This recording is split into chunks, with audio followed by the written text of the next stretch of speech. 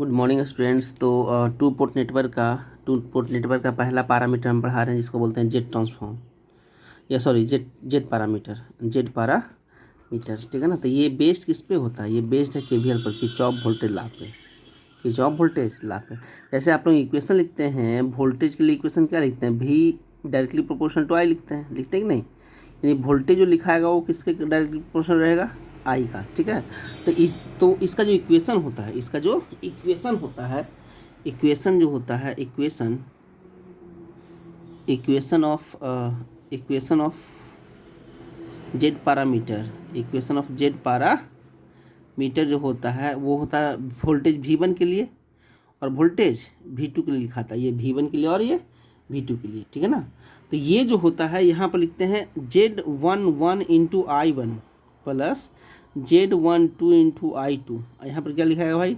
Z21 into I1 plus Z22 into I2, ठीक है। ये देखिए V जैसे आप लिखिएगा V directly proportional to I, तब V बराबर कुछ ना कुछ कांस्टेंट आएगा, यहाँ पे कुछ ना कुछ क्या आएगा? कांस्टेंट आएगा। तो ये कांस्टेंट जो होता है इसको हम लिखते हैं यहाँ पर Z, क्या लिखते हैं? Z लिखते हैं, ठीक है।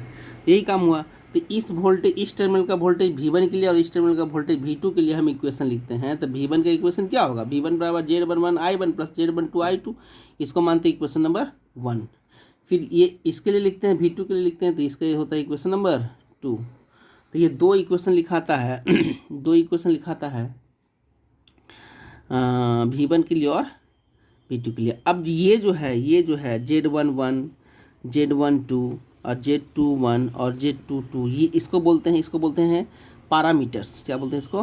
पैरामीटर्स बोलते हैं, ठीक है ना। तो अब इसी का कैलकुलेशन करना है, कैलकुलेशन फॉर Z11 का कैलकुलेशन।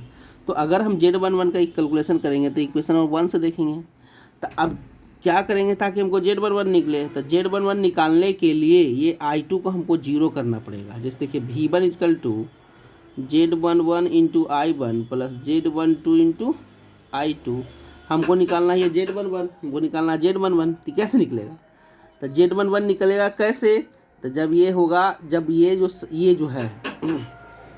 जो है क्या भाई, कि ये जो टर्मिनल है ये करंट को 0 होना चाहिए।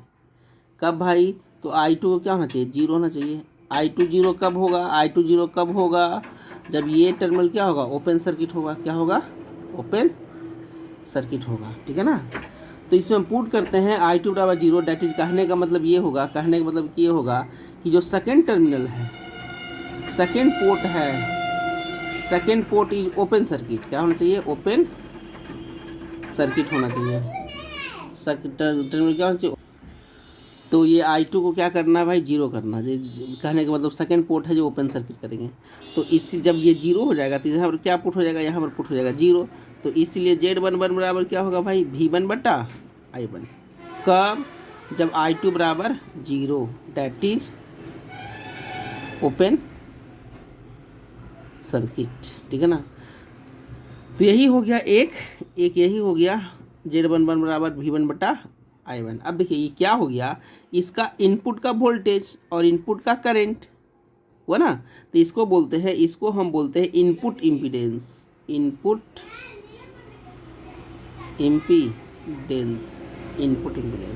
ठीक है ना। अब वोल्टेज बटा करंट का रेशियो है, तो इसको रेशियो है। तो ये वोल्टेज बटा करंट है। इसको क्या होगा? इसका यूनिट क्या होगा? यूनिट इज ओम। क्या होगा इसका? ओम होगा ना। तो इसी तरह से हम Z11 निकालेंगे। Z11 निकाल लिया। अब हमको निकालना क्या चाहिए?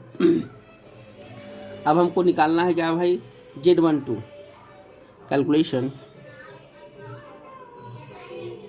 कैलकुलेशन फॉर किसके लिए? Z12 के लिए। तो अब देखिए V1 बराबर क्या होता है? Z11 into I1 plus Z12 into I2। तो अब Z12 कब निकलेगा? जब ये 0 होगा।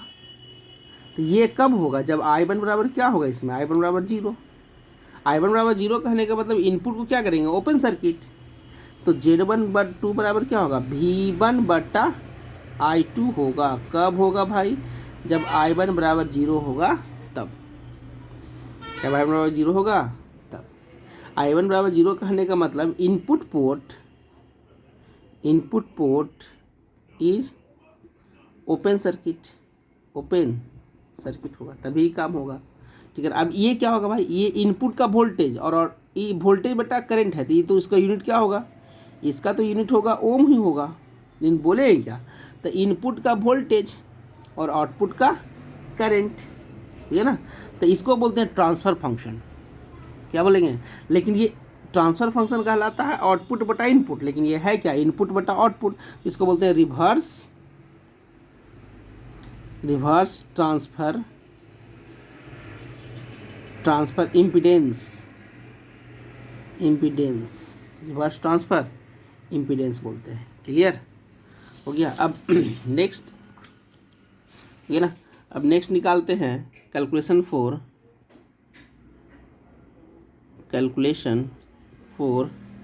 Z21।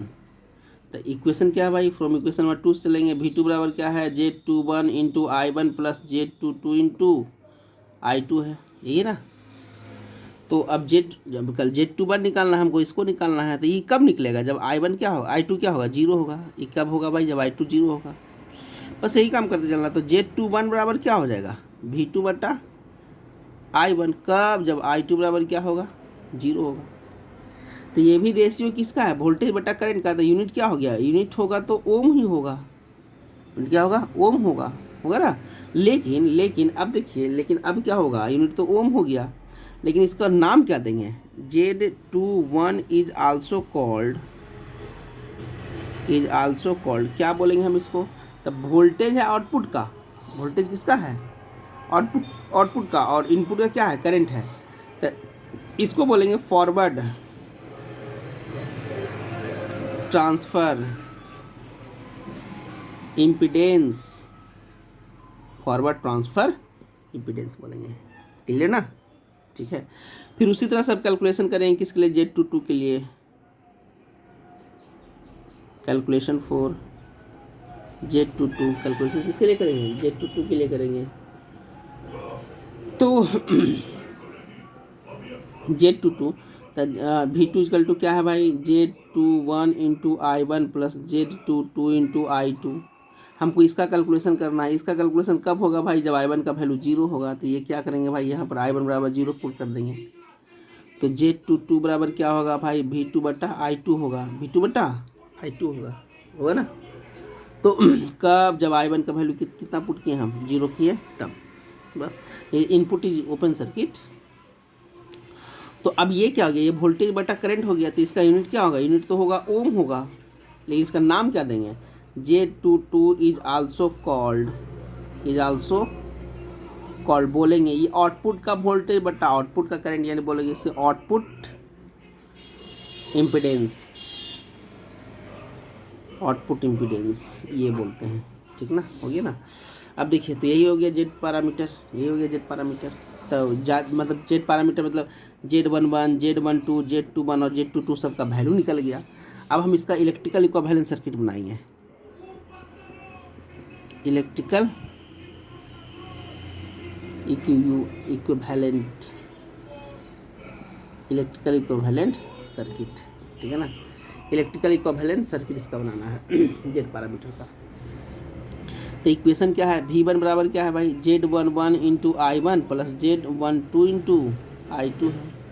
और V2 बराबर क्या है, Z22 into I1 plus Z21 into I1 और Z22 इंटू I2 है ना यही। अब इक्वेशन नंबर 1 इसी का इक्वेशन बनाना है। तो ये देखिए ये क्या है, इम्पीडेंस है, जिससे पहले इसका लिए लिखेंगे। तो यहाँ पर हम लगा देंगे इस टर्मिनल पर वोल्टेज V1 और यहाँ जाएगा करंट I1 जाएगा ना। यहाँ पर क्या मिला, इम्पीडेंस मिला। तो एक इम्पीडेंस ऐसे बना देंगे। यहाँ पे ये एक इम्पीडेंस का ब्लॉक है जो है क्या भाई, Z11 है, ठीक है ना। इसके बाद ये क्या है, ये है Z12। इसके बाद इसको हम ऐसे बना देंगे, इसके बाद ये ऐसे हो जाएगा इसको बोलेंगे Z12 इंटू I2, ठीक है। और यहाँ पर प्लस, यहाँ पर माइनस। ये है ये बताए थे डिपेंडेंट सोर्स क्या है ये, डिपेंडेंट। कैसे भाई, तो हम इनपुट के लिए निकाल रहे हैं V1, लेकिन इसमें यूज़ किसका हो रहा है, आउटपुट के करंट का। लिख रहे हैं V1 के लिए और यूज होता है I2 का। तो कहने का मतलब डिपेंडेंट है, आउटपुट के करंट पर डिपेंड करता है। उसी तरह से बनाना है इसका। तो यहाँ पर लिखते हैं हम क्या चीज़, V2। क्या लिख रहे हैं यहाँ पर, V2। यहाँ पर क्या लगाते हैं, एक लगा दीजिए इम्पीडेंस Z22 का, और एक और यहाँ पर ऐसे।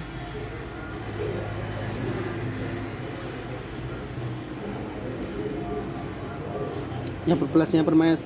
ये क्या होगा भाई, Z21 इंटू I1 होगा। हम लिख रहे हैं किसका, V2 का।